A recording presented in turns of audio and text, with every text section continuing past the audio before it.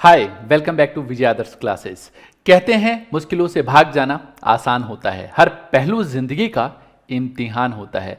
डरने वालों को मिलता नहीं कुछ जिंदगी में, लड़ने वालों के कदमों में जहान होता है। हेलो फ्रेंड्स, मैं हूं विजय आदर्श और आप देख रहे हैं स्टे लर्निंग। आज जो बात करने वाले हैं वो हम करने वाले हैं कि जो अकाउंटिंग इक्वेशन है इसमें कुछ प्रैक्टिकल क्वेश्चन बहुत ही डीपली, बहुत ही आसान तरीके से हम लोग सीखने वाले हैं और साथ ही कुछ इंपॉर्टेंट कॉन्सेप्ट्स के ऊपर बात करेंगे। इसलिए जो कॉन्सेप्ट्स है उसको बहुत ही अच्छी तरीके से देखना, कॉपी और पेन लेके बैठ जाओ, जो भी चीजें बताई जा रही है उसको अच्छी तरीके से समझना है और साथ के साथ ही आपको नोट करना है। जो पिछली कुछ वीडियो थी उसमें मैंने आपको बताया था कि जो बिजनेस एनवायरनमेंट होता है उसमें जो बिजनेस में जितनी भी ट्रांजैक्शंस होती हैं उन सभी ट्रांजैक्शंस को आप एक अकाउंटेंट के नज़र से सोचेंगे। कहने का मतलब यह है कि business is separate and distinct from its owner. मतलब जो बिजनेस अलग है, बिजनेसमैन अलग है। मतलब बिजनेसमैन को हम बिल्कुल अलग मान के चलते हैं, बिजनेस को बिल्कुल अलग मान के चलते हैं। आप सभी अपने आप को एक अकाउंटेंट ट्रीट करो। आप अपने आप को मानो कि यू आर अकाउंटेंट, और अकाउंटेंट बिजनेस के नज़र से क्या सोचेगा, इसलिए मैंने यहां पे बताया है कि आप अपने आप को अकाउंटेंट मानोगे और किसी भी ट्रांजैक्शंस का, किसी भी एक एंट्री का जो फर्क है वो बिजनेस पे क्या पड़ेगा। आगे बढ़ने से पहले मैं आपको ये बता दूं कि जो भी पीछे मैंने कॉन्सेप्ट्स बताए हैं वो आगे क्वेश्चंस को करने के लिए बहुत ज़रूरी है। याद होगा पीछे मैंने आपको कुछ ट्रांजैक्शंस बताए थे पिछली क्लास में, मैंने आपको बैलेंस शीट का फॉर्मेट बताया था, तो वो बहुत ज़रूरी है। खैर, आप में से अगर कोई बच्चा बिल्कुल नया है जो इस लेक्चर को पहली बार देख रहे हो और पीछे के लेक्चर नहीं देखे हैं तो आप अभी ये लेक्चर देख लो, बट क्लास खत्म होने के बाद पीछे के जो लेक्चर हैं उसको भी जरूर देख लेना ताकि जो चीज़ें हैं उसको अच्छी तरीके से आप समझ पाओ। वैसे मेरी कोशिश होगी कि इसी में मैं आपको जो पीछे की चीज़ें हैं उसको समझाने की कोशिश करूं। चलिए जरा समझते हैं, क्योंकि फिर बताऊं, मैं पीछे में फर्स्ट से लेकर फोर्थ तक के सारे चैप्टर कंप्लीट करा चुका हूं, तो वो सारे के सारे प्लेलिस्ट में हैं। इसलिए अभी वीडियो को पहले देख लो, अगर पीछे के लेक्चर्स नहीं देखें तो प्लेलिस्ट देख लेना। देखो यहां पे मैंने एक एग्जाम्पल लिया है। एग्जाम्पल में क्या है कि show the impact of following transaction on accounting equation. मतलब अकाउंटिंग इक्वेशन पे क्या फर्क पड़ता है। पीछे मैंने आपको यह भी बताया था कि ये जो अकाउंटिंग इक्वेशन का चैप्टर है ये अकाउंट्स की एंट्री के साथ हमें खेलना सिखा देता है। तो इसलिए ये जो एंट्री है उसमें क्या इमेजिनेशन बनता है, क्या ये बोल रहा है, उसका इंपैक्ट क्या बिजनेस पे पड़ेगा, वो अच्छी तरीके से आपको समझना है। यहां कहता है कि Ramlal started business with cash. मतलब रामलाल ने अपना बिजनेस स्टार्ट किया। अब याद करो, पीछे मैंने आपको बताया था कि कोई बंदा अगर बिजनेस स्टार्ट करेगा तो पहले तो आप समझ लो कि बिजनेस और बिजनेसमैन बिल्कुल अलग है। मैं इसको ऐसे समझूं कि मैंने आपको 5,000 रुपये दे दिए। समझो जरा ध्यान से, मैंने आपको 5,000 रुपये दिए तो आपके पास एक तो 5,000 रुपये बढ़ जाएगा, और मैं ये बोलूं कि जब मैं ये पैसे मांगूं तो मुझे लौटाना पड़ेगा, तो तुम बोलोगे सर कि मेरे पास 5,000 रुपये का कर्ज भी बढ़ गया। यही बोलोगे ना। यही बात यहां पे भी है। बिजनेस के नज़र में ये क्या हुआ, जब रामलाल ने बिजनेस स्टार्ट किया। वैसे पीछे मैंने आपको बताया था कि अकाउंटिंग इक्वेशन का जो फॉर्मेट होता है उसमें एक पर्टिकुलर का फॉर्मेट होता है, बट मेरे पास जगह की कमी है इसलिए मैं वो खा गया, मैं लिख नहीं रहा। मैं यहाँ पे सीधा सीधा लिख रहा हूँ। यहाँ पे फर्स्ट नंबर का जो ट्रांजेक्शन है, पहले ट्रांजेक्शन्स लिखते हैं बट आप लिख लेना उसको, समझो। देखो यहाँ पे सबसे पहले बात करूँ तो एक तो कैश बढ़ेगा। बिजनेस में जब पैसा आया, मतलब चाहे बिजनेसमैन ने ही पैसा डाला हो, लेकिन बिजनेस में ये जो पैसा आया हमारे पास 70,000 रुपीज, इससे एक तो कैश बढ़ गया। बिजनेस को ऐसे समझो ना, एक बंदा है, ऐसे समझो बिजनेस एक बंदा है। अब बिजनेसमैन ने उसको बोला ले 70,000 रुपये पकड़, तो 70,000 रुपये आ गए, ठीक है। अब उसको बोला कि जब भी ये पैसे मांगू तो मुझे लौटा देगा, तो बिजनेस ने कहा बिल्कुल ठीक है, मैं लौटा दूंगा इसको। अब ये जो पैसा है जो कर्ज के तौर पे उसके पास है, इसका नाम है कैपिटल, तो इससे कैपिटल भी 70,000 बढ़ जाएगा। याद रखना, हर ट्रांजैक्शन के दो इंपैक्ट होते हैं, कम से कम दो, ज्यादा भी हो सकते हैं बट कम से कम दो इंपैक्ट होते हैं। अभी और देखो और समझ में आएगा आपको। Purchase machinery in cash 25,000। अगर हम मशीन खरीद लेंगे, ये 2 नंबर ट्रांजैक्शन यहां पे मैं लिख रहा हूं, अगर हम मशीन खरीदेंगे तो क्या सिचुएशन क्रिएट होगी, ध्यान से सुनना। ये देखो जी, 25,000 का मशीन खरीदेंगे तो 25,000 आपके जेब से चला जाएगा, ये ब्रैकेट में लिख देंगे। दूसरा, मशीन हमारी एसेट होती है, तो एसेट साइड ही हम यहाँ पे मशीन का एक कॉलम खोल देंगे और यहाँ पे 25,000 बोलेंगे, प्लस कर दो भैया इसमें। मतलब इम्पैक्ट दो हो गया, एक तो कैश चला गया क्योंकि हमने पैसे दे दिए, और दूसरा मशीन आया। मैं दुकान पे जाके ये मोबाइल फ़ोन खरीद लूँ तो मेरे जेब से 25,000 पे चले गए और मोबाइल फ़ोन आ गया। वही सेम सिचुएशन यहाँ पे अराइज हुई। जब ये आया तो इसका हम टोटल करेंगे और टोटल को बोलते हैं न्यू इक्वेशन। पिछली क्लास में मैंने फॉर्मेट बता दिया था। इसका टोटल करोगे तो ये आएगा यहाँ पे 45,000 और प्लस का ये आएगा 25,000 इक्वल टू ये आ गया हमारे पास 70,000, मतलब 70,000 रुपये ये हमारे पास आ गया। अब एक राज की बात और बताऊं, ये जो लेफ्ट हैंड साइड है ये इक्वल टू से पहले लेफ्ट हैंड है और इक्वल टू के बाद राइट हैंड है, तो ये जो लेफ्ट हैंड साइड है इसका टोटल करोगे तो 70 ही आएगा और राइट का भी टोटल 70 आएगा, तो दोनों का जो टोटल है वो बराबर आता है। ओके, अगला है गुड्स परचेज ऑन क्रेडिट, उधार पे खरीदा। पास की दुकान पे गए और तुमने बिस्किट उधार में खरीद लिया, बिस्किट आ गया, पैसे देने हैं, कर्ज है आपके पास, सर पे कर्ज चढ़ गया। ऐसे ही 40,000 रुपीज़ का जो हमने सामान खरीदा है ये एक तरीके से कर्ज है मेरे लिए।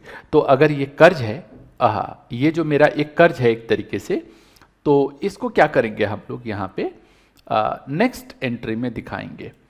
ये लॉजिक कर्ज है, इसको दिखाएंगे हम इस तरीके से। और नेक्स्ट एंट्री क्या है, तो स्टॉक बोल दो या गुड्स बोल दो, बात एक ही है, मैं स्टॉक लिख रहा हूँ। तो आपके पास ये कितना अमाउंट बताया जी इन्होंने, 40,000 रुपीज़, तो 40,000 का स्टॉक आ गया और आपने उधार पे खरीदा है। मेरे शब्दों को दोबारा से समझो, आपने उधार पे खरीदा है, और जब भी हम कोई सामान उधार पे खरीदते हैं तो इससे कर्ज बढ़ता है। अच्छा, मैंने आपको बताया था कि कर्जे दो तरीके के होते हैं, एक होता है मालिक का पैसा जो मालिक ने दिया, उसको बोलते हैं कैपिटल। इसके अलावा जो पैसे हमें बाहर वालों को चुकाना है उसको बोलते हैं आउटसाइड लायबिलिटीज। जिनसे हम उधार माल खरीदते हैं उसको क्रेडिटर बोलते हैं। मैंने आपको सेकंड चैप्टर में सिखाया है, तो यहां पे हम लिखेंगे क्रेडिटर। हमने उधार माल खरीदा है और ये यहां पे लिखेंगे प्लस का 40,000। सिंपल है, बस तरीका आपको समझ में आ जाए तो भाई इस तरीके से तो आप किसी भी तरीके के क्वेश्चन को बड़े आराम से कर सकते हो। यहां पे ये आ गया 45,000, ये जी 25,000, फिर यहां पे 40,000 इक्वल्स टू 70,000 एंड 40,000, ये आ गया जी। इसके बाद जो नेक्स्ट है आपके पास अगला, ये तो हमने सबका टोटल कर दिया। इसके इधर का टोटल करोगे, मैंने बताया था टोटल लेफ्ट और राइट का हमेशा न्यू इक्वेशन पे बराबर आता है। जो नेक्स्ट है आपके पास इसमें ये अगला, ये कहता है goods costing 25,000 sold to Murari Lal at a profit of 30%। मतलब 25,000 रुपये का सामान है और हमने इसको 30% के प्रॉफिट पे बेच दिया। पहले तो यूँ समझो कि यहाँ पे वर्किंग नोट लिखना होता है। जब भी कभी इस तरीके की सिचुएशन होती है तो यहाँ लिखेंगे working notes. Sir fair work में बनाते हैं? हाँ, फेयर वर्क में बनाते हैं। मैंने आपको बताया था जो ये काउंटिंग क्वेश्चन है इसके अंदर एक पेंसिल, इरेजर, स्केल, इन सभी चीज़ों का इस्तेमाल करना है। पेन का इस्तेमाल जो लाइन खींचने के लिए उसके लिए मत करो। जो कॉस्ट है गुड्स का, कॉस्ट ऑफ गुड्स, यहाँ पे कॉस्ट ऑफ गुड्स कितना लिखा है यहाँ पे 25,000। चलो भाई इसमें प्रॉफिट जोड़ दो। प्रॉफिट, ये प्रॉफिट क्वेश्चन में कितना क्या रखा है अभी यहाँ पे पिक कर लेते हैं। ये है 30% का, तो यहाँ पे लिखेंगे 30%। आप 30% निकालना, ये कुछ मैं कैलकुलेट कर रहा हूँ तो 7,500 रुपये आ रहा है। और टोटल जो सेल किया हमने, सेल एक तरीके से ये आ गया हमारे पास 32,500 का, मतलब 32,500 का हमारे पास अमाउंट आ गया। अब समझना जरा ध्यान से, जैसे मान लो मेरे पास ये एक पेन है, 10 रुपये का मैं खरीद के लाया हूँ, और एक दूसरा पेन और ले लेते हैं। चलो ये पेन है ध्यान से सुनना, क्योंकि आगे चल के जनरल एंट्री वाले चैप्टर में बहुत प्रॉब्लम होगी अगर मेरी बात नहीं समझोगे। ये 10 रुपये का पेन है और ये 20 रुपये का पेन है। 10 और 20 30 रुपये का पेन हो गया।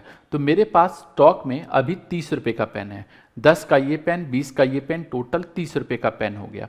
अब अगर मैं बोलूँ कि ये 10 वाला पेन मैंने 15 रुपये में बेच दिया, दोबारा ध्यान से सुनो, ये 10 वाला पेन मैंने 15 रुपये में बेच दिया, तो इसका मतलब ये है कि टोटल 30 रुपये के पेन में से ये 10 वाला पेन चला गया। 10 वाला पेन चला गया, 15 रुपये आ गया और 5 रुपये का प्रॉफिट हो गया। 10 वाला पेन चला गया, 10 वाला पेन चला गया, 15 रुपये आ गया, 5 रुपये का प्रॉफिट हो गया। वही बात यहाँ पे है कि 25,000 रुपये का स्टॉक आपके पास से चला गया। तो जो स्टॉक कॉलम बनाया था हमने ये, इसमें आप क्या करेंगे, 25,000 लिखेंगे, ब्रैकेट का साइन लगाओगे तो इसका मतलब है कि ऑटोमेटिकली माइनस कर दिया। 32,500 इसने बोला है उधार पे बेचा है, शायद उधार पे बोला है इसने बेचा है। हाँ, एक चीज और, जब भी कभी किसी पर्सन का नाम लिखा होता है, यहां पे लिखा है मुरारी लाल, अभी ये टर्म्स आगे चल के डिस्कस करेंगे। जब भी किसी बंदे का नाम लिखा और पूरी लाइन में ये ना बताया हो कि कैश पे बेचा है या उधार पे बेचा है, तो हम मान के चलते हैं कि उधार पे बेचा है। तो ये उधार पे बेचा है, तो हम यहाँ पे लिखेंगे डेटर। जिन बंदे को हम उधार पे माल बेचते हैं उसको बोलते हैं डेटर। तो 32,500। पीछे के कॉन्सेप्ट में मैंने बताया था कि जब भी कभी कोई प्रॉफिट होगा तो कैपिटल बढ़ेगा और लॉस होगा तो कैपिटल घटेगा। तो इनके बीच का जो डिफरेंस है बोले तो ये 7,500, ये हमारा प्रॉफिट है और प्रॉफिट से कैपिटल बढ़ता है, तो 7,500 रुपये जो प्रॉफिट है उसको आप यहाँ पे प्लस कर दोगे। ये हो गया हमारा न्यू इक्वेशन। तो टोटल कर दो, ये आ गया 45,000, ये आ गया 25,000, ये माइनस करोगे तो 15,000 आएगा। मैं हमेशा ब्रैकेट इसलिए लिखवाता हूँ क्योंकि बच्चे कई बार क्या करते हैं, गलत कर बैठते हैं। तो आप उसको ऐसे लिखोगे और ये आ गया यहाँ पे 32,500 और ये इक्वल टू का साइन है और ये 77,500 प्लस 40,000। अभी आगे चल के मैं कुछ और चीज़ें बताऊंगा, बट जो चीज़ें बता रहा हूँ उसको अच्छे से समझो। अगला नेक्स्ट पॉइंट है हमारे पास, टेक अ लोन 12,000, 12,000 रुपये का हमने लोन ले लिया। अच्छा जी, लोन ले लिया, ठीक है भाई। लोन लोगे, जैसे आप ही अपने दोस्त से पैसे उधार लोगे तो आपका कैश बढ़ेगा ना। तो लोन लिया तो 12,000 रुपये आपके पास बढ़ गया, यहाँ पे प्लस का साइन लगा दो। और क्योंकि लोन लिया है तो यहाँ पे ये जो लोन है एक तरीके से लायबिलिटी है आपके लिए, और यहाँ पे हम प्लस कर देंगे लोन को, और ये है 12,000, मतलब कर्ज हो गया आपका। तो 12,000 से हम ये दिखा देंगे, इसका टोटल कर दिया जाए।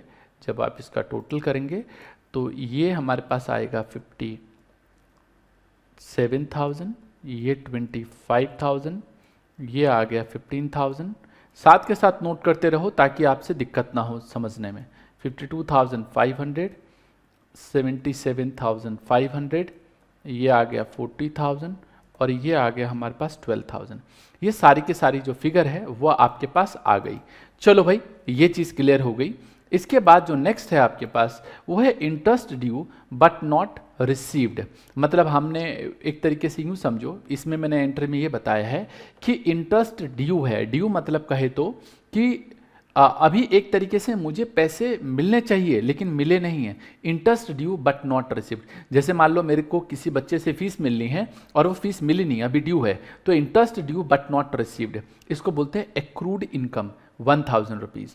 तो देखो ये मेरा फ़ायदा है, समझना ज़रा ध्यान से। एक्रूड इनकम हमारा फ़ायदा होता है, बट वो पैसा अभी मिला नहीं है। मैं क्या करूँगा, इसके लिए इसको इनकम मानते हुए यहाँ पे मैंने ये सारे के सारे आइटम फिर बोल दूं, बता चुका हूं। बैलेंस शीट जो बनाया था उसमें बताया था कि एक्रूड इनकम हमारी एसेट होती है। तो यहाँ पे एक्रूड इनकम का एक कॉलम ओपन कर देंगे और यहाँ पे लिखेंगे कि ये जो पैसा है हमारा, कितना अमाउंट है भाई एक्रूड इनकम का, इसके बाद ये 1,000 रुपीज़, 1,000 रुपीज़। तो ये जो 1,000 रुपीज़ है अभी मिलना है, मिला नहीं है, तो यहाँ पे लिख देंगे। और क्योंकि ये इनकम है, मेरे पास जगह कम है तो ये थोड़ा सा देखने में वैसा लग रहा होगा, 1,000 हम यहाँ पे प्लस कर देंगे कैपिटल में, क्योंकि ये इनकम है। इनकम से हमेशा कैपिटल बढ़ती है। और उसके बाद इसका टोटल कर दिया जाए। जब टोटल करेंगे हम लोग तो ये आ गया हमारे पास टोटल 57,500 फिर ये 25,000, इसको बोलते हैं न्यू इक्वेशन। फिर ये है हमारे पास 15,000, ये आएगा 32,500 और 1,000। ये इसका टोटल है 77 और 76,500। ये आ गया 40,000 और ये आ गया 12,000। ये भाई हमारे पास फिगर आ गई। चलो इसके बाद ये चीज़ें हमारे पास क्लियर हो गई। उसके बाद क्या दे रखा है भाई, ये हो गया। फिर कहते हैं ट्रैवलिंग एक्सपेंस पेड 1,500 रुपये। हमने कोई ट्रैवल किया होगा उसका खर्चा, अब ट्रैवलिंग करोगे तो जेब से पैसा जाएगा, कैश चला गया, तो हम क्या करेंगे यहाँ पे कैश कम कर देंगे 1,000 रुपये से। तो ये लो जी, नहीं 1,000 रुपये नहीं है, कितना है 1,500 रुपये। तो 1,500 से हम लोग यहाँ माइनस कर देंगे, मतलब एक तरीके से 1,500 रुपये चला गया। और दूसरा ये खर्चा है, याद रखना इनकम से हमारा कैपिटल बढ़ता है, खर्चों से कैपिटल घटता है। तो 1,000 से आपकी कैपिटल जो है वो घट जाएगी। तो 1,000 से ये कैपिटल के नीचे मैंने ये लिखा और ये हमारी कैपिटल जो है वो घट गई, 1,000 रुपये नहीं, सॉरी 1,500 रुपये। एक्चुअली स्क्रीन का साइज़ छोटा होने की वजह से, क्योंकि मेरे पास ऑप्शन नहीं है इससे ज़्यादा बड़ा लिखने का, इसलिए हमने यहाँ पे इतना ही बड़ा रखा है इसको। चलो तो इसका आप माइनस कर देते हैं, तो ये आएगा 55,500, ये आएगा 25,000, ये आएगा 15,000, ये आएगा 32,500, ये आएगा 1,000 इक्वल्स टू, ये जब माइनस करोगे तो 1500 माइनस होगा तो ये 75,000 आएगा, ये हमारे पास 40,000 आएगा और ये हमारे पास 12,000 आएगा। ये लो जी 12,000। इसी को कॉपी करके मैं नेक्स्ट पेज पे लेके चलता हूँ, क्योंकि सारी चीज़ें ऑलरेडी मैं बता चुका हूँ इसमें। ये लो जी, हटाओ इसको, इसको भी हटाओ, ये ऊपर लेके चल रहा हूँ मैं, क्योंकि सारी चीज़ें ऑलरेडी मैंने इसमें लिखी हुई है। ये लो जी, ये एक तरीके से ये है ना। और ये हमारा 1 2 3 4 5, ये जो पार्ट है ये एक्रूड इनकम का पार्ट है, थोड़ा सा आगे पीछे हो गया इसलिए मैंने यहाँ पे लिखा है इसको। चलो अगला जो नेक्स्ट है हमारे पास इसके अंदर, सर ये ऐसे ही लिखना है क्या आगे ऐसे कर करके? हाँ, कई बच्चे बोलते हैं कि सर ये रजिस्टर के पेज पे नहीं आएगा। देखो रजिस्टर में जब हम बनाते हैं तो एक तो रजिस्टर ऐसा होता है, इसको उल्टा कर लो, ऐसे कर लो, और फिर उसके बाद ये इस तरीके से बना के, ऐसे बनाओगे तो नहीं बनेगा, ऐसे बनाओगे तो पक्का बनेगा। तो इस तरीके से आपको बनाना है। ये दो एंट्री है, एक है गुड्स परचेज ऑन क्रेडिट, उधार पे हमने सामान खरीदा। वाह भाई वाह, उधार पे जब सामान खरीदोगे तो 18,000 रुपये का हमारे पास सामान है। कितने का है देखो ना, यहाँ पे लिखा है 10,000 रुपये का है। तो 10,000 रुपये का जब सामान खरीदोगे तो 10,000 से आपका स्टॉक बढ़ जाएगा। तो यहाँ पे आप 10,000 लिखोगे और क्रेडिट पे, उधार पे है तो 10,000 रुपये का आप क्रेडिटर बढ़ा दोगे। ये बता देता हूँ यहाँ पे, ये क्रेडिटर थोड़ा सा आगे कर देता हूँ। याद रखना जो चीज़ है उसके नीचे ही आना चाहिए। तो यहाँ पे हम 10,000 प्लस कर देते हैं। ये प्लस कर दिया हमने, ये टोटल किया तो ये आ गया 55,500, ये 25,000, ये आ गया 25,000, ये आ गया 32,500 और ये आ गया 1,000 इक्वल्स टू 75,000, ये 50,000 और ये 12,000। ये इतना सा आसान सा तरीका है। इसके बाद एक लास्ट एंट्री और बोली है इसने कि house rent of owner, owner ने अपने घर के लिए हाउस रेंट पे किया 2,500 रुपये। देखो ये ड्राइंग माना जाता है और ड्राइंग की कभी भी ट्रीटमेंट करेंगे तो हाउस रेंट पे किया, ध्यान से सुनना, हाउस रेंट पे किया 2,500 रुपये। तो एक तो ये 2,500 रुपये से आपका कैश चला गया, और दूसरा कभी भी जब ऑनर अपने खर्चे, अपने घर के खर्चों के लिए पैसे निकालता है तो उससे कैपिटल कम होती है। तो ये 2,500 रुपये से कैपिटल कम कर देंगे। अब आपको क्या करना है, ये बैलेंस निकाल के नीचे, ये आपका काम है, नीचे आप बैलेंस निकालोगे और मुझे नीचे कमेंट में बताओगे कि कैश इतना आ रहा है, मशीनरी इतना है। चलो यार लिख ही देता हूँ, छोड़ो अभी फिर आपसे बात करता हूँ मैं।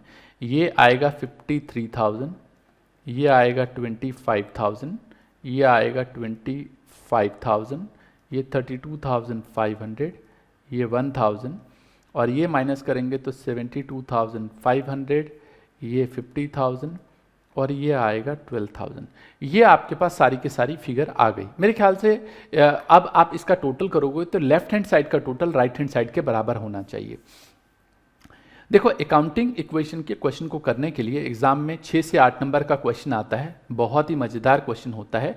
मैं आपको एक गेम प्लान बता देता हूं दोबारा से।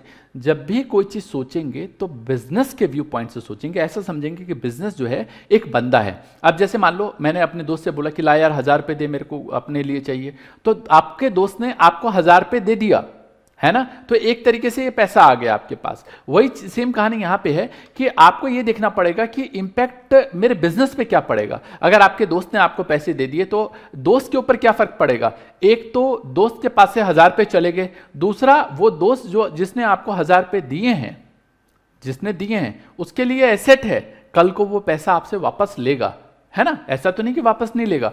आपको हर चीज के 2 ट्रांजेक्शन समझने। अब यहां पे बात यह आती है, उन बच्चों को बहुत ज़्यादा प्रॉब्लम आने वाली है जिन्होंने चैप्टर नंबर 2 ठीक से नहीं पढ़ा, जो बहुत ही इंपॉर्टेंट है। चैप्टर नंबर 3 ठीक से नहीं पढ़ा, जहां पे मैंने आपको बिजनेस एंटिटी कॉन्सेप्ट सिखाया है, वैसे यहां भी बताया है, बट चैप्टर नंबर 3 ठीक से नहीं पढ़ा। और उनको समझ में नहीं आएगा जिन्होंने पीछे की क्लासेस नहीं ली। बट मैं जानता हूं जिन्होंने पीछे की सभी क्लासेस ली हैं, जो मैंने अभी प्लेलिस्ट में डाल के रखा हुआ है, तो अच्छे से देख लो अगर नहीं ली है तो, ताकि आपको कंफ्यूजन ना हो। अगली क्लास में कुछ और क्वेश्चंस के ऊपर बात करेंगे। कहीं कोई कंफ्यूजन हो, कोई दिक्कत हो तो नीचे मुझे कमेंट में जरूर बताना, ठीक है। चलिए भाई, तो ऐसा मेरा मानना है कि ये जो चीजें बताई हैं मैंने वो अच्छे से समझ में आ गया होगा। आज के लिए आपका काम क्या है घर का। मैं हमेशा होमवर्क बोलता हूं, होमवर्क होम फन, मतलब इसको मैं बोलता हूं कि होमवर्क या होम फन बोल लो। आपके लिए 2 काम है। पहला काम है, आपके पास कोई भी बुक है, उस बुक के जो ट्रांजैक्शन है उसको रीड करो, जैसे पिछली क्लास में मैंने बताया था, और उसमें कुछ 1-2 एग्जाम्पल दे रखे होंगे, 3 एग्जाम्पल, वो 1-2-3 एग्जाम्पल एटलीस्ट करो। और फिर बोलता हूं, हो सकता है आपकी बुक में ये जो अलग अलग आइटम है, ये अलग अलग आइटम ना दे, बट मैं हमेशा रिकमेंड करता हूं आप अलग अलग लिखना सीखो। क्योंकि कई बार क्वेश्चन जब एग्जाम में आता है ना, तो बोलता है बैलेंस शीट बनाओ, तो जब आप अलग अलग आइटम ही नहीं लिखोगे तो बैलेंस शीट कैसे बनाओगे। दूसरी बात, सिर्फ यार यहाँ क्वेश्चन करना थोड़ा ना सीखना है, आपको बहुत सारी चीज़ें आगे चल के जनरल एंट्री या लेजर बनाना सीखना है। तो जनरल एंट्री अच्छे से अगर आप मतलब चाहते हो कि सीख लो, तो ये चैप्टर आप जैसे मैं बोल रहा हूँ वैसे ही कर लो। तो ये जो आइटम बता रहा हूं इसको अलग अलग ही लिखना, चाहे आपकी बुक में एक साथ ये एसेट में ही जोड़ दिया हो, आपको नहीं जोड़ना, समझ गए। जैसे बताया जा रहा है वैसे ही करो। तो होम फन में क्या करना है, 2 से 3 एग्जाम्पल करने हैं। कोई दिक्कत है, कोई परेशानी है तो टेलीग्राम चैनल पे आप सभी जुड़े हुए हो, नहीं जुड़े हो तो नीचे डिस्क्रिप्शन में लिंक है, उससे जुड़ जाओ। कोई भी दिक्कत होती है वहां पे मुझे पोस्ट करो, मैं देखूंगा क्या प्रॉब्लम आ रही है। और हाँ भाई, अगर आपको पढ़ने में मज़ा आ रहा है तो नीचे मुझे बता दो जल्दी से कि मज़ा आ गया, है ना। चलिए मिलेंगे नेक्स्ट में, तब तक के लिए all the best, take care, bye bye.